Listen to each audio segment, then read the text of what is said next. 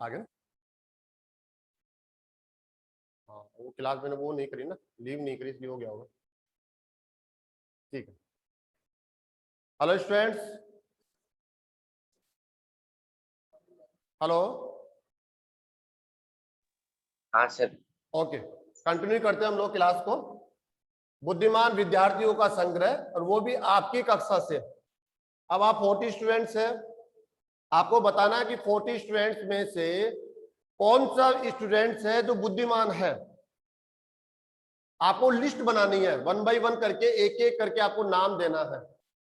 जैसे मैंने कहा सोनम यादव जो मुझे यहाँ पर दिख रहे हैं, अभिषेक चौधरी, विवेक सैनी, पूनम चौधरी, रोशन जाट, अरुण जहांगीर, है ना, ऐसे कुछ करके मुझे, नेहा शर्मा, रोहित नटवाड़िया, कविता शिवानी, है ना, ऐसा कुछ करके मुझे दिख रहे हैं इसमें नाम। इसमें अच्छा स्टूडेंट जो है, आपको ये बताना है कि कौन सा स्टूडेंट है जो आपकी कक्षा में है और उसको आप बुद्धिमान मानते हैं। क्या आप ऐसी लिस्ट बना सकते हैं? और जब आप लिस्ट बनाएंगे या बना लेते हैं तो क्या आपकी लिस्ट, आपकी कक्षा के जो शेष विद्यार्थी है वो भी लिस्ट बनाएंगे, हर एक स्टूडेंट लिस्ट बनाएगा, तो क्या सबकी लिस्ट कॉमन होगी? सबकी लिस्ट में समान नाम होंगे? आप गारंटी देते हैं? तो आप कहेंगे नहीं, ऐसा होना आवश्यक नहीं है। क्यों नहीं है? क्योंकि लॉजिकली हमारे पास ऐसा कोई आधार ही नहीं है, ऐसा कोई स्केल पैमाना नहीं है जिसके बेसिस पर हम अपनी कक्षा में से बुद्धिमान स्टूडेंट्स को अलग कर पाए और जो बुद्धिमान नहीं है उनको अलग कर पाए। ऐसी कोई लिस्ट नहीं है। जनरली कई बार हम सोचते हैं, जैसे आप सोचते होंगे एज ए स्टूडेंट्स कि हाँ हम आसानी से पता कर सकते हैं क्योंकि हम 10th क्लास का एग्जाम देकर आए हैं। तो आप हमारा जो पिछली क्लास का है वो रिपोर्ट कार्ड देख लीजिए सर, और रिपोर्ट कार्ड से आप बता सकते हैं कि ये स्टूडेंट बुद्धिमान है और ये स्टूडेंट बुद्धिमान नहीं है। तो वो भी पॉसिबल नहीं है स्टूडेंट। क्यों? क्योंकि अभी तक ऐसा कहीं भी नॉर्म्स नहीं बनाया गया है कि किस परसेंटेज के ऊपर आने पर बुद्धिमान माना जाएगा और किस परसेंटेज के नीचे आने पर बुद्धिमान नहीं माना जाएगा। ऐसा बिल्कुल कहीं भी स्केल डिसाइड नहीं किया हुआ है। ठीक है ना? तो हम कैसे डिसाइड करेंगे बताओ? और जरूरी नहीं है एक 90% का जो स्टूडेंट्स है वो आगे जाके अपने लाइफ में सक्सेस हो। कई बार होता है 60% का स्टूडेंट्स है वो फ्यूचर में जब आगे बढ़ता है तो 90% वाले स्टूडेंट से भी आगे निकल जाता है। ऐसा कैसे हो जाता है? सिंपल सा, 90% वाला बच्चा आगे जाकर जो उसको सिलेबस मिलता है पढ़ने के लिए वो वहां यूज पढ़ जाता होगा निश्चित तौर पर। और जो 60% वाला है वो आगे बढ़कर काफी मेहनत करता है और जो मेहनत करेगा वो पाएगा।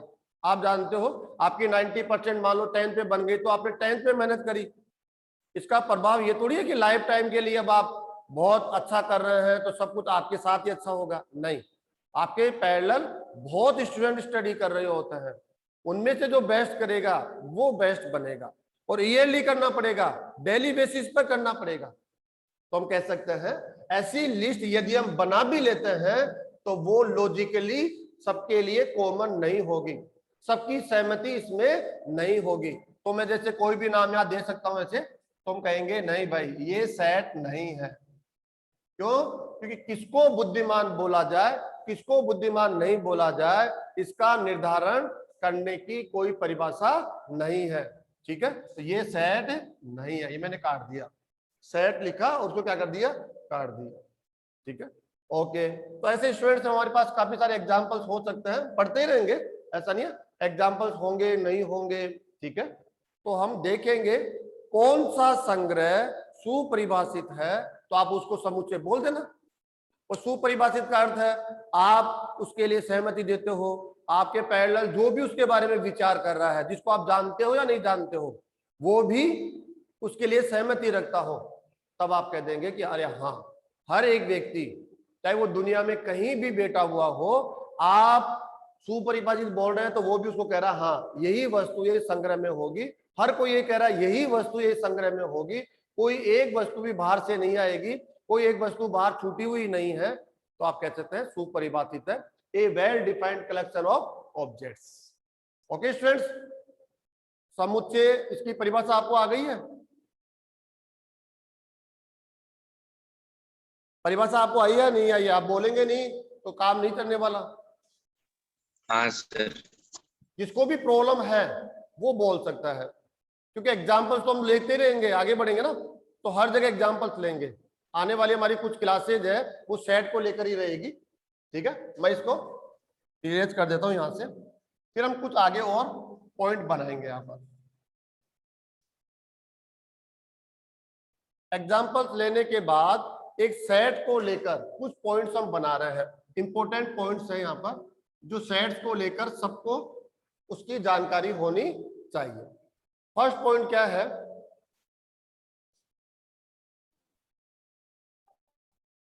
हम कह सकते हैं समुच्चय का संकेतक, नोटेशन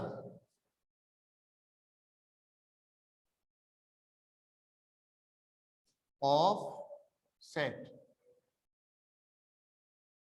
कोई भी सेट है, अगर आपको उसका नोटेशन डिसाइड करना है, उसका साइन डिसाइड करना है कि किसी सेट को हम कैसे लिखेंगे, शॉर्ट फॉर्म में कैसे लिखेंगे, ठीक है ना, तो वो अपने आप में एक समुच्चय का संकेतक होता है।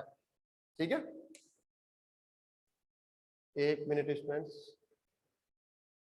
ओके, तो बहुत सिंपल सा है, अगर किसी भी समुच्चय को आपको शॉर्ट साइन देना हो, उसको एक छोटा सा नाम प्रोवाइड करवाना हो, तो बहुत आसान यहां पर किया गया है कि आप जो इंग्लिश के लेटर्स होते हैं A B C D, last में एक्स वाई जेड, 26 लेटर्स है आपके पास में, और 26 लेटर्स में से आप कोई भी एक लेटर समुच्चय के नाम के लिए यूज कर सकते हैं।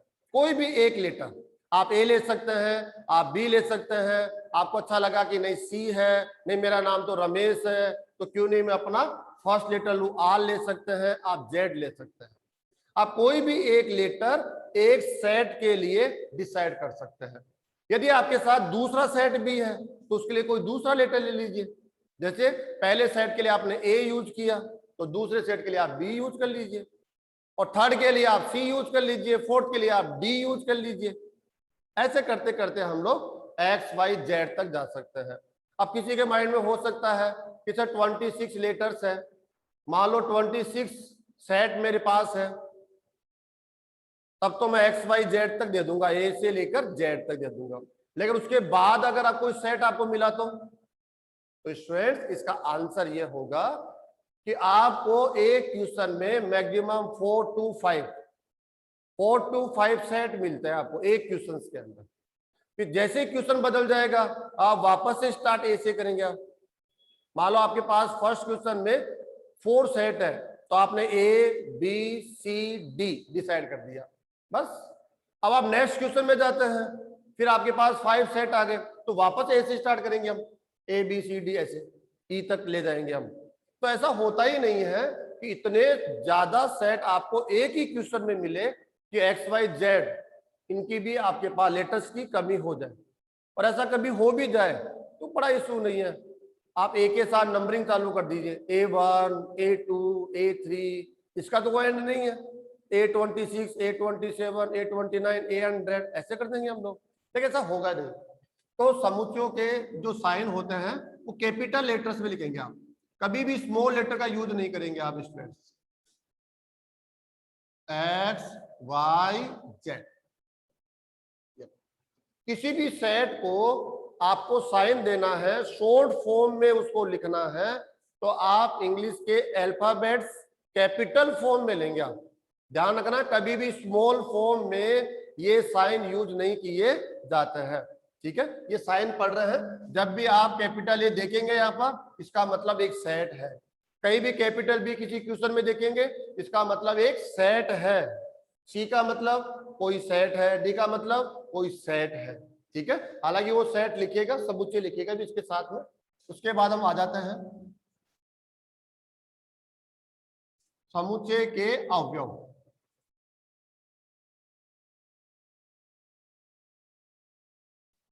एलिमेंट्स ऑफ सेट, समुच्चय के अवयव है एलिमेंट ऑफ सेट। बहुत आसान परिभाषा है इसकी। अभी हमने जो डेफिनेशन है वो हटाई नहीं है यहाँ पर, कि डेफिनेशन से ही एलिमेंट्स की डेफिनेशन निकलकर आ जाएगी। कैसे? वस्तुओं का संग्रह, उन वस्तुओं का संग्रह जो सुपरिभाषित हो, एक समान परिभाषा उन वस्तुओं में हो, उसको समुच्चय कहते हैं। तो एलिमेंट्स किसको बोलेंगे? अवयव किसको बोलेंगे? जो समुच्चय के अवयव के रूप में परिभाषित है। अवयव कौन होंगे वो देखो आप। तो जो समूह आपने लिया है, जो संग्रह आपने लिया है, जो समुच्चय आपने लिया है, उसमें जो वस्तुएं हैं उन वस्तुओं को ही इस समुच्चय के अवयव कहा जाता है। ठीक है, उन वस्तुओं को ही समुच्चय के अवयव कहा जाता है। जैसे आपकी कक्षा ले लीजिए, आपकी कक्षा में 40 स्टूडेंट्स है, तो क्या हुआ? 40 स्टूडेंट्स है तो ये समुच्चय है। समुच्चय कैसे बताओ आप? आपकी कक्षा का समुच्चय, मैंने इसको समुच्चय क्यों बोल दिया? क्योंकि विद्यार्थियों का संग्रह है, और इसको मैंने समुच्चय इसलिए बोल दिया क्योंकि आप सुपरिभाषित है। कैसे? क्योंकि आप सभी स्टूडेंट्स हैं, आप सभी के सभी क्या है? स्टूडेंट्स हैं। फिर आप ये कहेंगे सर स्टूडेंट्स हम हैं, तो हमारी कक्षा के जो बाहर है 10th है, 12th है, वो भी तो स्टूडेंट हो सकते हैं। तो मैं करेक्ट कर दूंगा कि आप 11th क्लास के स्टूडेंट्स हैं। डेफिनेशन चेंज करूंगा मैं। फिर आप कहेंगे सर 11th क्लास में तो आर्ट्स भी है, कॉमर्स भी है, वो भी तो आने चाहिए, फिर हम ही कैसे रह गए? तो इसका आंसर होगा, मैं इसको और करेक्ट करूंगा कि नहीं, आप 11th साइंस के स्टूडेंट्स हैं। फिर आप कहेंगे सर इसमें बायो भी तो आ सकता है, हम तो मैथ्स के स्टूडेंट्स हैं, तो इसको मैं और करेक्ट कर दूंगा, नहीं आप 11th साइंस मैथ्स के स्टूडेंट्स हैं। फिर आप कहेंगे सर 11th साइंस मैथ्स तो और किसी स्कूल में भी तो चलती होगी, आप कह सकते हैं ना, वो बच्चे क्यों नहीं आ रहे इसके अंदर? तो मैं इसको करेक्ट कर दूंगा, आप मेहता स्कूल में 11th साइंस मैथ्स के स्टूडेंट्स हैं, अब आपके अलावा कोई नहीं आ सकता। मैंने परिभाषा को इतना बिल्कुल प्रॉपरली कर दिया है कि आपके अलावा अब उस संग्रह में और कोई नहीं आ सकता। तो आपका ये क्या बन गया? समुच्चय बन गया, क्योंकि सुपरिभाषित हो गए, क्योंकि फिक्स हो गया कि आपके अलावा बाहर का कोई स्टूडेंट नहीं आएगा, आप सभी उसके अंदर आ जाएंगे। और जो आप प्रत्येक एक स्टूडेंट्स है उसी को हम एलिमेंट बोलेंगे। हालांकि हम आपको स्टूडेंट बोलते हैं, क्यों? क्योंकि थोड़ा अलग से आगे जाके हम बढ़ के बोल देते हैं। लेकिन अगर कॉमन हम आपको बोलना चाहे, कॉमन, तो आपको समुच्चय के हिसाब से क्या बोला जाएगा? अवयव, एलिमेंट्स। तो एलिमेंट्स की परिभाषा क्या हो गई है? मैं लिख देता हूं,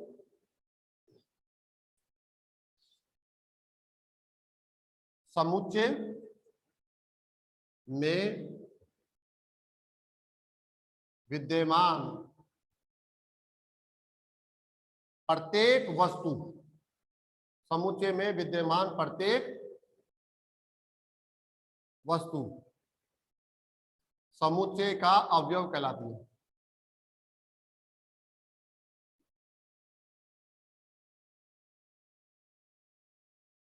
जो भी वस्तु इस समुच्चय में है, उस वस्तु को इस समुच्चय का एलिमेंट बोला जाता है। ठीक है, उस वस्तु को क्या बोला जाएगा? एलिमेंट। एग्जाम्पल के तौर पे, जैसे हम कोई भी एग्जाम्पल ले सकते हैं, ऐसे ले लेते हैं हम लोग 5 4 1 7 9।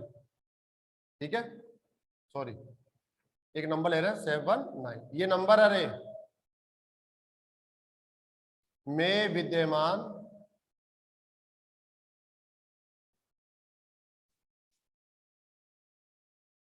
ऐसी संख्याएं जो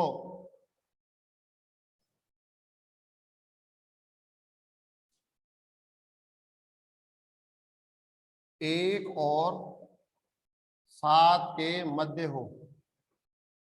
ऐसे हम कोई भी डेफिनेशन बना सकते हैं, 1 और 7 के मध्य हो, 1 भी नहीं हो, 7 भी नहीं हो, इनके बिटवीन जो नंबर है वो आपको यूज करना है। तो हम कह सकते हैं 5 ले सकते हैं क्या? हाँ लेंगे।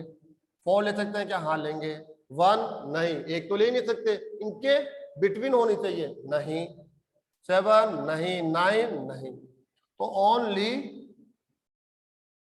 5 and 4। अब ये समुच्चय होगा क्या? हाँ होगा।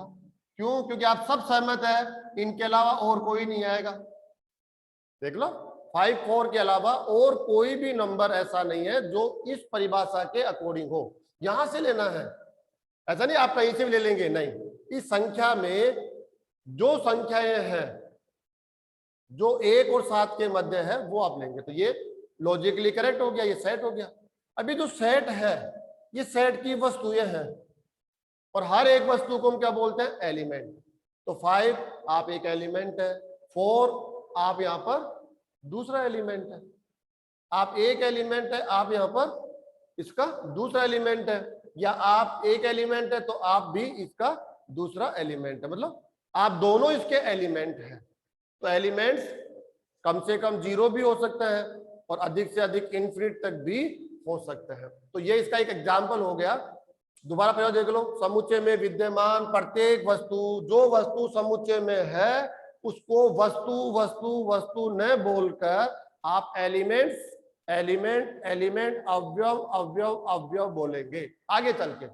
जब भी हम एलिमेंट वर्ड यूज कर रहे हैं, अवयव वर्ड यूज कर रहे हैं, इसका मतलब वो एक वस्तु है और वो उस समुच्चय में शामिल है। ठीक है, हम ऐसा इसका ध्यान रखेंगे। आगे बढ़ रहे हैं, एग्जाम्पल को हटाता हूं मैं एक बार के लिए, इसको हम कंप्लीट करते हैं। के बारे में क्या ध्यान देना है, नोट हम लोग लिख देते हैं, जो आपको पता होना चाहिए। अवयवों को सामान्यतया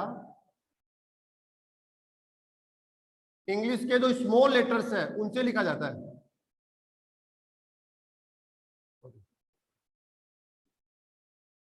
जो कैपिटल लेटर्स है उनसे तो आप किसको लिखेंगे? समुच्चय को। और स्मॉल लेटर्स है उनका यूज किया जाता है, किसके लिए किया जाता है स्मॉल लेटर्स का यूज? एलिमेंट्स के लिए। स्मॉल लेटर्स का मतलब है उस सेट के ये एलिमेंट्स है। ओके, एक नोट और डालूंगा यहां पर, देखो नोट, ठीक है। ए अवयव है समुच्चय ए का।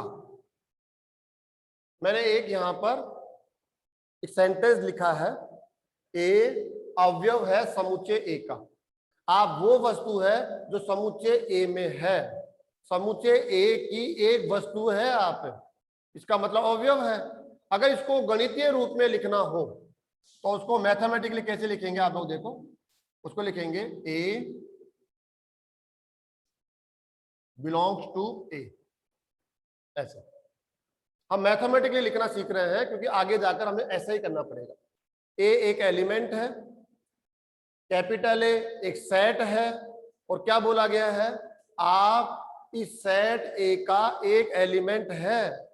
सेट ए के पास अगर 10 वस्तुएं हैं तो 10 वस्तुओं में से आप एक वस्तु है।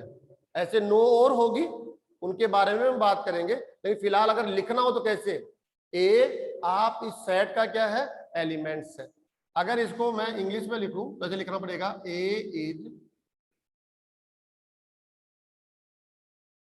बिलोंग्स टू सेट ए, ऐसे लिखना पड़ेगा students. A is belongs to set A, आप ए में विद्यमान है। ठीक है, या हम क्या कह सकते हैं इसमें? ऐसे लिख सकते हैं इसको, और ऐसे भी लिख सकते हैं, A is element of set A, ऐसे भी लिख सकते हैं इसको हम लोग।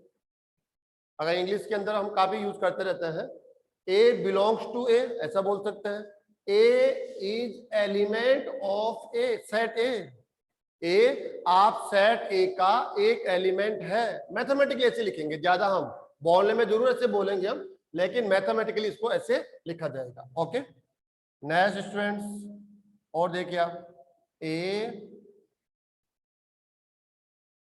अवयव नहीं है समुच्चय ए का, समुच्चय ए का, समुच्चय ए का अवयव नहीं है।